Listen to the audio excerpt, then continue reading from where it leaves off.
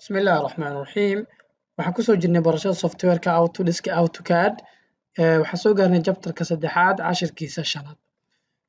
cashirkan waxaynu ka sharxi doonaa scale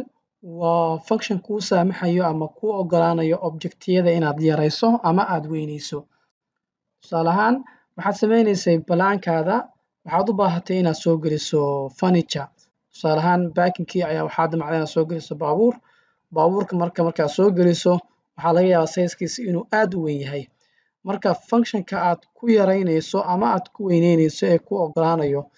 sizekaas ayaa waxaa la yidhaahdaa scale not only baabuur yani furniture meesha u badan yihiin markaad soo geliso sariirta oo kale iyo waxaa laga yaabaa inay sizekeedu uu weyn yahay marka adu objectiyada in la yareeyo ama la weyneeyo functionka loo isticmaalo ayaa la yidhaahdaa scale haddaba aan aragno objectigan ayaa ii samaysan waa kana scale marka scale wuxuu ku jiraa modify group home tab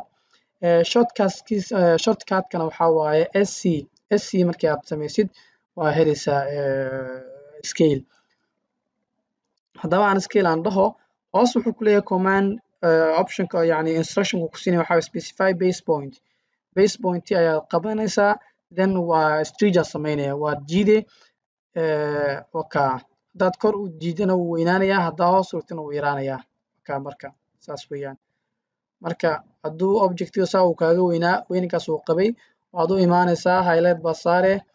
then scale baa soo dooranaysaa base pointkaa qabane waad yaraynaya marka aad u yaraa waa weynaya hadduu yaraana waad weyneyn kartaa base pointga qabo kala jiid ma fahamtay aan ku celiya mar kale base pointga qabo yaree soo aad kasuma yaro marka weynee marka base pointga qabo soo ma jeed wax weyn aan ka dhigay waxaan rajaynayaa inaad fahamteen waxa loo yaqaano scale intaas ayaa ugu muhiimsan balse waxaa jira optionno kale oon helayno markii aan ku shaqaynayno scale tusaale ahaan waxaan rabaa inaan sidiisa u copy gareeyo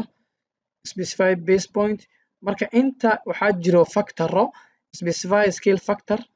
marka waxaan leeyahay tusaale ahaan copy wuxuu saamaxayaa in asagoo kale aan copyeeyo anuu gelinaya number oo baahan ama aan ku jiidayo haddii aad saa ugu sii daayo wuu ii copy gareeyay mid ka weyn buu ii sameeyey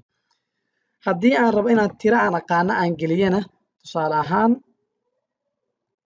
waxaan leeyahay kan ka weynee 3 mitir oo kale ama 2 mitir wuu ka weyneynayaa marka taasina waa mid ka mid ah functionada aan helayno waxaa kale oo samayn karnaa in asagana aan ku samayno reference wax loo yaqaano tusaale ahaan kan aan haysanaa cabirkiisa waxaa weeye aan cabirano intaa reference lineka aan samaysan waa 20 mitir ayaa haysanaa waxaan rabaa inaan reference line samaysto 25 ah oo scaleka aan la ekeysiiyo 25 then waxaan sameynayaa objectiga select garee scale soo dooro waxaa samaysaa base point marka base point aad dooratid hoos waxaad ku aragtaa scope waan soo aragnay referencena bal aragno reference dheh muxuu ku leeyahay specify reference length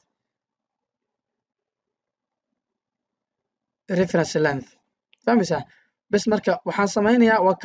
waan ku ekay marka inta intii u joogay 25 ayaan geenayaa marka muxuu noqday 25 yani reference aan aqaanaa hore u samaystay dan waa ku soo qabsaday 25 weeyaan dimensionka iga qaldamay meeshaan ka bilaabay sorry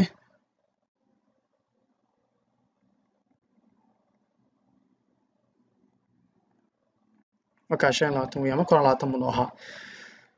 inta ayaa ugu muhiimsan waxaan rajaynayaa inaad fahamteen wixii su'aal qabtid waad na soo weydiin kartaa assalaamu calaykum